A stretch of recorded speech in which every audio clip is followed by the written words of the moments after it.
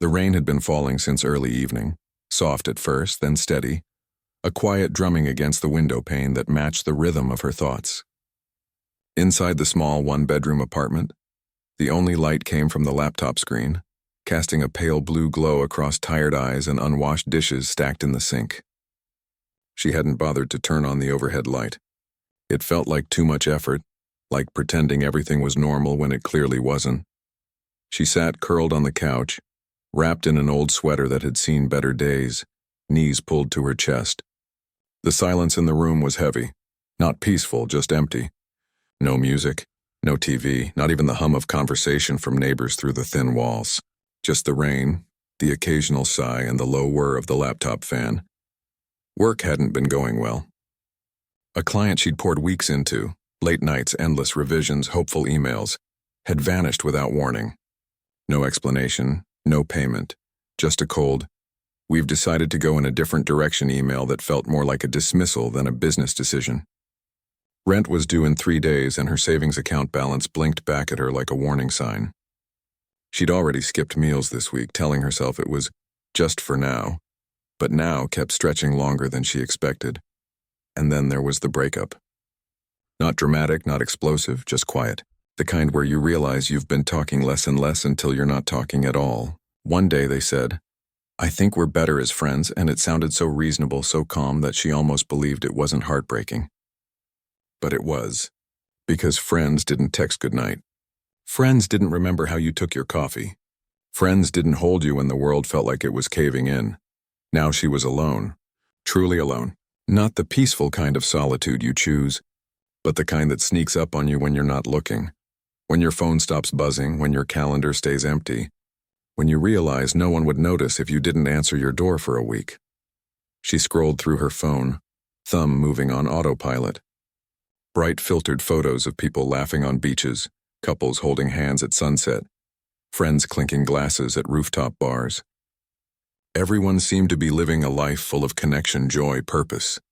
She closed the app. It didn't help. It never did. Her cursor hovered over a video thumbnail. The title stood out among the noise. "If you feel alone at night, please watch this." Keanu Reeves. She almost clicked away. Another celebrity quote video probably. But something in the wording tugged at her. Please watch this. Not "you'll love this," not mind-blowing moment, but please. Like someone was reaching out a hand. She clicked. The video started not with music or flashy graphics, but with the sound of city traffic and distant laughter. Grainy footage showed a man sitting alone on a park bench at dusk, shoulders slightly hunched, feeding pigeons from a paper bag. He wore a dark coat, no sunglasses, no entourage, just a regular person in a quiet moment. But then the camera zoomed in slightly and she recognized him. It was him. Keanu Reeves. Her breath caught. Not because he was famous, she'd seen him in movies, sure, but because he looked ordinary. Tired even. Human. The kind of human you might pass on the street and never guess was known by millions. A young man approached him in the video, hesitant, holding his phone like he wasn't sure if he should be filming. "Sorry to bother you," he said, voice shaky. I needed to say something." Keanu didn't stand up or put on a performance. He simply turned, looked the guy in the eyes and said, "Hey, it's okay." That was it. No "I'm busy," no polite brush off. Just "it's okay." The young man sat down beside him and they talked. Not about movies or fame, but about life. The guy admitted he'd lost his job that week, couldn't pay his mom's medical bills, and had been walking the streets for hours because he didn't want to go home and face the silence. His voice cracked when he said, "I don't know if I can keep going." Keanu listened. Really listened. Not the kind of listening where you're just waiting for your turn to speak, but the kind where your whole body leans in, your eyes stay soft, and you let the other person's pain exist without trying to fix it right away. Then, quietly, Keanu said, "You're not alone, even when it feels like it. Someone out there sees you. Maybe it's me right now." He didn't offer money. He didn't promise things would get better. He didn't say, "Just stay positive," or "everything happens for a reason." He just sat there in the damp evening air and acknowledged the guy's pain like it mattered. Like he mattered. At one point, Keanu reached into his coat pocket and pulled out a small worn notebook. He wrote something down, tore out the page and handed it to the young man. Keep this, he said. Read it when the night gets too long. The camera didn't show what was written, but the young man's face, his eyes widening, then filling with tears, said enough. The video ended with Keanu standing up, placing a hand gently on the guy's shoulder and saying, "Keep going. The world needs your light." Then the screen faded to black. No logo, no call to subscribe, no upbeat music. Just silence. She sat frozen, the laptop still open on her lap. Rain tapped the window like a soft reminder that time hadn't stopped, even though her heart felt like it had. A tear rolled down her cheek, then another. Not because she was sad, though she was, but because for the first time in weeks she didn't feel invisible. It wasn't about Keanu Reeves, the movie star. It was about the fact that someone, anyone, could choose to see another person in their pain and say, "I'm here." No agenda. No expectation.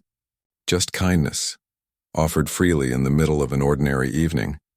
She wiped her eyes with the sleeve of her sweater and took a slow breath. Outside, the rain began to ease. Inside, something shifted just a little. Not a miracle, not a solution, but a tiny crack in the wall she'd built around herself. She looked around her apartment. The mess, the dim light, the loneliness, and for the first time, it didn't feel like a prison. It felt like a place where healing could start. Because if a stranger on a park bench could be seen, then maybe, just maybe, she could be too. She closed the laptop gently, stood up, and walked to the kitchen. She filled the kettle, set it on the stove, and turned on the light above the sink. The sudden brightness made her blink, but she didn't turn it off. Instead, she opened the fridge, took out a carton of milk, and set a mug on the counter. Small things. Ordinary things. But tonight, they felt like acts of hope. And as the kettle began to whistle, soft and steady in the quiet apartment, she whispered, just loud enough for herself to hear, "Okay, I'm still here." The video kept playing, but now it wasn't just footage, it felt like a memory unfolding. The screen shifted to a different time, a different place. Not Los Angeles, but Vancouver. Not rain, but the golden hush of early evening in late autumn. Leaves crunched under unseen feet, and the air looked crisp enough to taste. The camera, still handheld, still unpolished, panned slowly across a quiet park. Benches lined a winding path, mostly empty. A few joggers passed in the distance, earbuds in, lost in their own worlds. And there, near a cluster of maple trees shedding red and orange leaves, sat the same man from before, alone, feeding birds again, like it was something he did often, something that grounded him. He wasn't posing. He wasn't performing. He just sat there, shoulders relaxed, tossing small bits of bread onto the damp grass. Pigeons gathered around him unafraid. A squirrel darted close, then froze, watching. It was the kind of scene most people would walk right past without a second thought. Just a guy on a bench. Nothing special. But then the camera zoomed in slightly and you could see the lines around his eyes. Soft, not from age, but from years of looking at the world with quiet attention. His coat was simple, dark wool, slightly worn at the elbows. No designer logo, no flashy watch. Just a man who looked like he'd rather be invisible than noticed. The young man from the first part of the video appeared again, this time in a voiceover, calm now, reflective. "I didn't plan to talk to him," he said. "I was just walking, trying to clear my head after another rejection email. I saw him sitting there and for some reason I stopped." The footage cut to him approaching, hesitant, hands shoved deep in his pockets. You could hear his breathing, shallow, nervous. He stood a few feet away, unsure if he should say anything. Most celebrities would have ignored him or given a polite nod and kept their distance. But this man, Keanu, looked up before he even spoke. Their eyes met. And instead of looking away or checking his phone like so many do when approached by a stranger, Keanu smiled. Not a big movie star smile, just a small, real one, like he was genuinely glad someone had shown up. "Hey," he said, voice low and calm, like they were old friends who hadn't seen each other in a while. The young man froze for a second, then managed, "Hi, sorry, I didn't mean to interrupt." "You're not interrupting," Keanu said, patting the empty space on the bench beside him. "Sit." And just like that, the barrier between famous person and regular person dissolved. The young man sat down, still stiff at first, but slowly relaxing as Keanu went back to feeding the birds, as if this were the most natural thing in the world. "What's on your mind?" Keanu asked after a quiet minute. Not in a pushy way, just curious. Like he had all the time in the world. The young man hesitated. Then the words started spilling out. About the job he'd lost, the apartment he might have to leave, the feeling that no matter how hard he tried, he kept falling short. He talked about calling his mom every Sunday and lying, saying things were fine when they weren't. About lying awake at night, wondering if he'd ever feel like he belonged somewhere. Keanu didn't interrupt. Didn't offer advice right away. He just listened, nodding occasionally, his eyes never leaving the young man's face. When the words finally ran out, there was a long silence, comfortable, not awkward. Then Keanu said, "You know, I've been there." The young man looked surprised. "You, but you're—" "You," Keanu chuckled softly. "Yeah, but before all this," he gestured vaguely, not at himself, but at the idea of fame. "I was just a kid trying to figure things out too. Lost jobs, slept on couches, wondered if I'd ever make it, wondered if I was worth anything at all." He paused, watching a pigeon peck at a crumb near his shoe. "The thing about loneliness, it doesn't care how much money you have or how many people know your name. It finds you when you're quiet. When you stop pretending." The young man swallowed hard. "So, what do you do when it gets too heavy?" Keanu turned to him fully then, his expression gentle but serious. "You reach out, even if it's scary, even if you think no one will care, because someone always does, even if you can't see them yet." He reached into his coat pocket and pulled out that small notebook again. It looked old, the edges frayed, pages slightly curled. He flipped it open, wrote something quickly, tore out the page, and handed it over. "Read it later," he said. "Not now, when you're alone again and the night feels too long." The young man took the paper, fingers trembling slightly. "Why are you doing this?" Keanu looked at him like the answer was obvious. "Because someone once did it for me, and it saved me." He didn't say who, didn't make it about himself. Just let the words hang in the cool air between them. Then he stood, brushed a few crumbs from his coat, and placed a hand on the young man's shoulder. Not a celebrity handshake, not a photo op, just a human touch, warm, steady, full of quiet understanding. "Keep going," he said. "Not for fame, not for success, just for you. The world needs people who care. People who show up even when it hurts," and with that he walked away. No fanfare, no looking back. Just a man disappearing down the tree-lined path, hands in his pockets as if he'd simply shared a moment, not changed a life. The video cut back to the present. The young man, now older, sitting in a modest apartment filled with books and plants, holding that same piece of paper. He didn't read it aloud, but he smiled, soft, tearful, and said, "I still have it. And I still read it. Every time I forget my own worth." The screen faded to black for a few seconds. Then white text appeared, simple and centered. "Kindness doesn't need an audience. It just needs a heart willing to give it." Back in her apartment, the woman watching the video sat very still. The rain had stopped. Outside, the city hummed softly. Cars passing, a distant siren, the low murmur of life continuing. But inside, everything felt different. She thought about all the times she'd walked past strangers on the street, eyes down, lost in her own worries.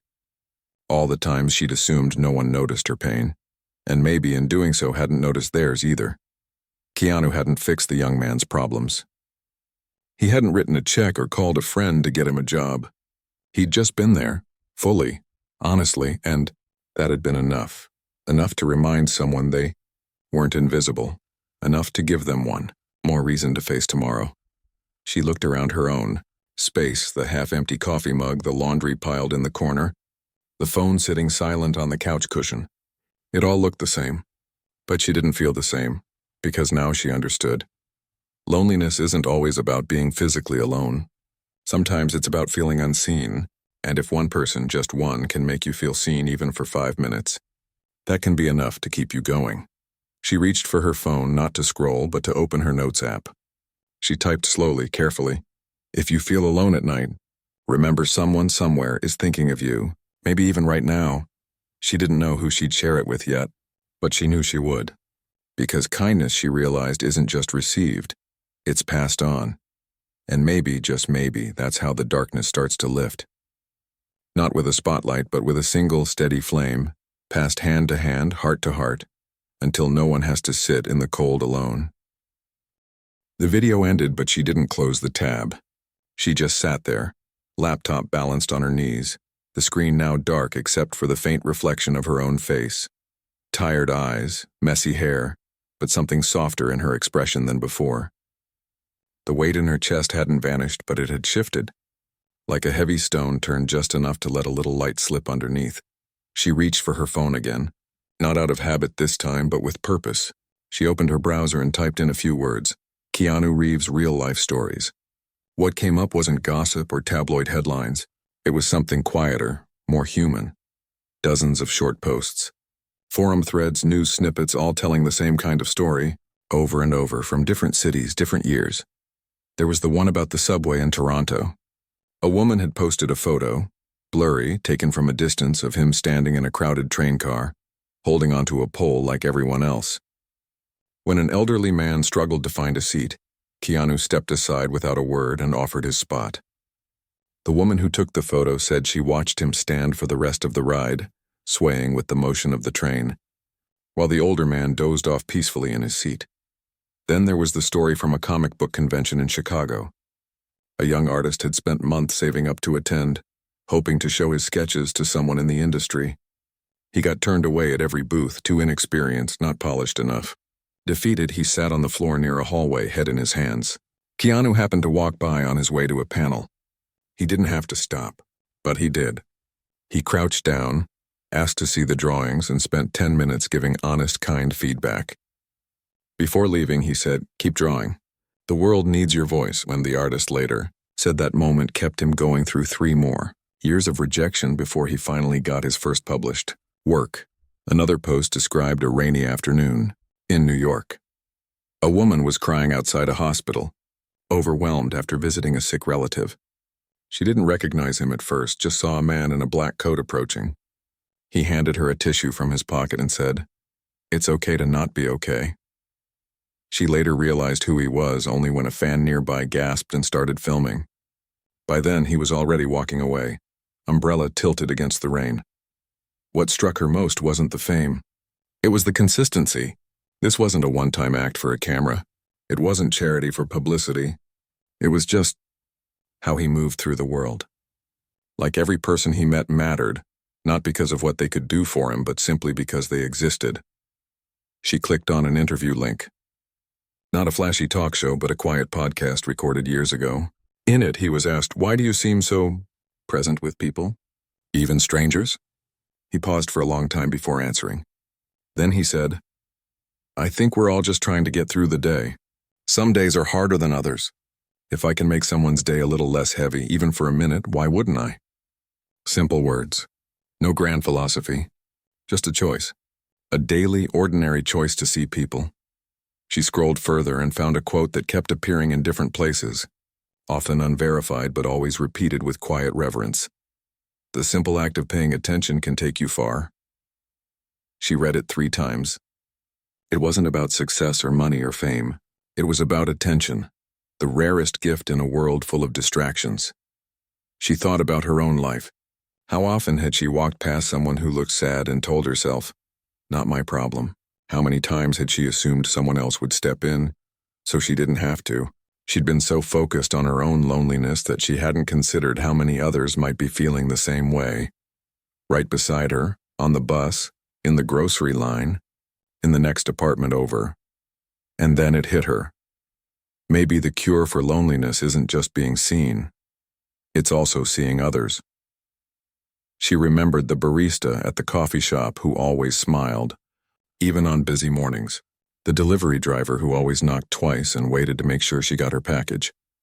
The neighbor who watered her plants when she was away last month without being asked. Small acts, quiet kindnesses, no cameras, no applause. Just humans helping humans. She opened a new tab and typed, "Stories of everyday kindness." What followed was a flood of ordinary miracles. People paying for the car behind them at a toll booth. Strangers shoveling snow for elderly neighbors. A teenager giving his lunch to a classmate who forgot theirs. None of it was dramatic. None of it went viral. But each story carried the same quiet power. You are not alone. She leaned back, exhaling slowly. For the first time in weeks, she didn't feel like a burden. She didn't feel invisible.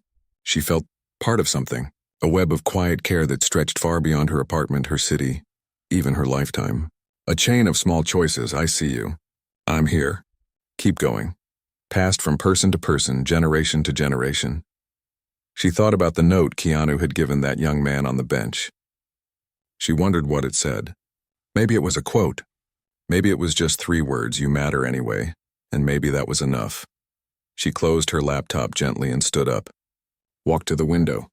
The sky was clearing now, stars beginning to peek through the clouds. The city below still hummed, cars, distant laughter, the low thrum of life continuing. But it didn't feel cold anymore. It felt alive, full of people just like her, trying, failing, hoping, getting back up. She went to the kitchen, filled a glass with water, and drank it slowly. Then she opened her notebook, the one she used for work ideas, and turned to a fresh page. At the top she wrote, "Ways I can pass it on." She didn't fill the page. Just started with one line, "Smile at the cashier tomorrow." Really look at them. It wasn't much, but it was a start, because she finally understood. Kindness isn't about changing the world in one grand gesture. It's about showing up again and again in the small moments. It's about remembering that everyone carries a hidden weight, and sometimes the lightest touch can help them stand a little taller. And if a man known by millions could choose every single day to treat strangers like family, then maybe she could too. She turned off the lamp but didn't feel the need to hide in the dark anymore. She left the window open a crack, letting in the cool night air and the distant sound of the city breathing. Somewhere out there, someone was feeling just like she had an hour ago. Alone, unseen, unsure if they mattered, but now she knew what to do. She would be the reason someone else didn't feel alone tonight, not with a speech, not with a video. Just with a look, a word, a moment of real attention, because that's how the light spreads, one quiet act at a time. The next morning came earlier than usual, not because of an alarm, but because she woke up with a strange kind of lightness in her chest.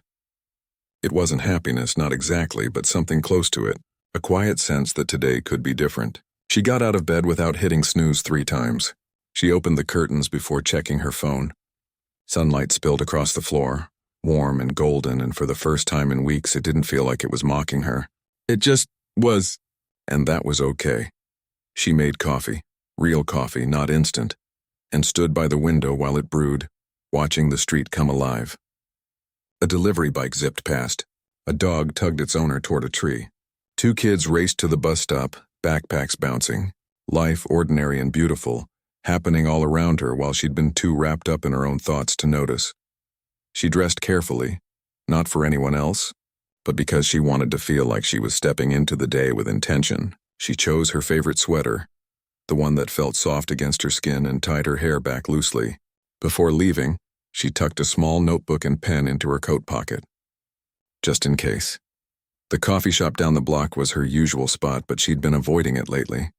Too many memories, sitting at that corner table with someone who used to share her muffin, laughing over bad puns in the newspaper. But today she walked in like she belonged. The bell above the door jingled. The smell of roasted beans and warm bread wrapped around her like a hug. She ordered her usual, a small black coffee, and then, on impulse, added, "And a hot chocolate, with extra marshmallows." The barista, a young woman with tired eyes and a silver ring in her eyebrow, gave her a small smile. "Rough night?" "Yeah," she said honestly. "But maybe today's better." The barista nodded like she understood. "Hope so." She took her tray and scanned the room. It was mid-morning, so not too crowded. Most people were on laptops or scrolling through phones, wrapped in their own little worlds. Then she saw her. Near the window, tucked into a booth with her back to the wall, sat a teenager. Hoodie pulled up, shoulders hunched, staring into a half-finished cup of tea. Her eyes were red-rimmed, and she kept wiping her nose with the sleeve of her sweatshirt. She looked like she was trying to disappear into the fabric. Something in the way she sat, the way her hands trembled slightly around the mug, reminded her of herself just last night. That same heavy silence, that same look of being lost in a storm no one else could see. She hesitated. Old habits whispered, "Mind your own business. Don't make it weird. You don't even know her." But then she remembered the park bench, the hand on the shoulder, the quiet words, "You're not alone." She took a breath, picked up the extra hot chocolate, and walked over. "Hey," she said softly, stopping a few feet from the table. I got you this. Extra marshmallows. They always help. The girl looked up, startled, eyes wide with surprise and a flicker of suspicion. Why? Because I've been where you are, she said simply. And someone once did the same for me. She didn't wait for permission. She just set the cup down gently on the table and slid into the opposite seat. Not too close, not too far. Just enough to say, I'm here if you want me to be. For a long moment, the girl just stared at the hot chocolate, steam curling into the air. Then quietly, I failed my math test again. My dad said if I don't pass the next one, I can't stay on the soccer team. And I love soccer. It's the only thing that makes me feel like I'm good at something. Her voice cracked on the last word. She looked away out the window, blinking fast. I'm sorry, she said. Not the empty I'm sorry people say when they don't know what else to offer. But the real kind, the kind that means I see how much this hurts.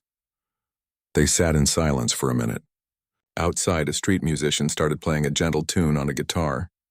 Inside, the hum of conversation and coffee grinders filled the space between them. You know, she said after a while, failing a test doesn't mean you're not smart. It just means this one thing was hard right now. That's all, the girl sniffed. But what if I keep failing? What if I'm just not enough? That word again, enough. She knew it well. It had lived in her head for months. I used to think that too, she admitted. That if I wasn't perfect, if I didn't have everything figured out, I didn't deserve to take up space. But here's the truth. You don't have to earn your place in the world. You already have it. Just by being here. Just by trying. The girl looked at her then, really looked at her, not with suspicion anymore, but with something like hope. Do you really believe that? I'm learning to, she said with a small smile. Some days are easier than others. They talked a little more about school, about pressure, about how it feels when the people who are supposed to understand you just don't. She didn't give advice. Didn't say just study harder or talk to your teacher. She just listened. Let the girl's words exist without fixing them. Before she left, she tore a page from her notebook and wrote 3 words. You are seen. She slid it across the table. Keep this. Read it when the night gets long. The girl took it, fingers brushing the paper like it was something precious. Thank you, she whispered. No, she said, standing up. Thank you for letting me sit with you. She walked out into the sunlight, heart full in a way she hadn't expected. She hadn't solved anything. She hadn't changed the girl's life forever. But she'd offered a moment of connection. A tiny spark in the dark, and that, she realized, was more than enough. Back home, she sat at her desk and opened her laptop. Not to check emails or scroll mindlessly, but to start something new. She created a simple blog. No fancy design, just clean and clear. She titled it, Pass the Light. The first post was short. Last night, I felt completely alone. Then I watched a video that reminded me kindness is real. Today, I tried to give a little back.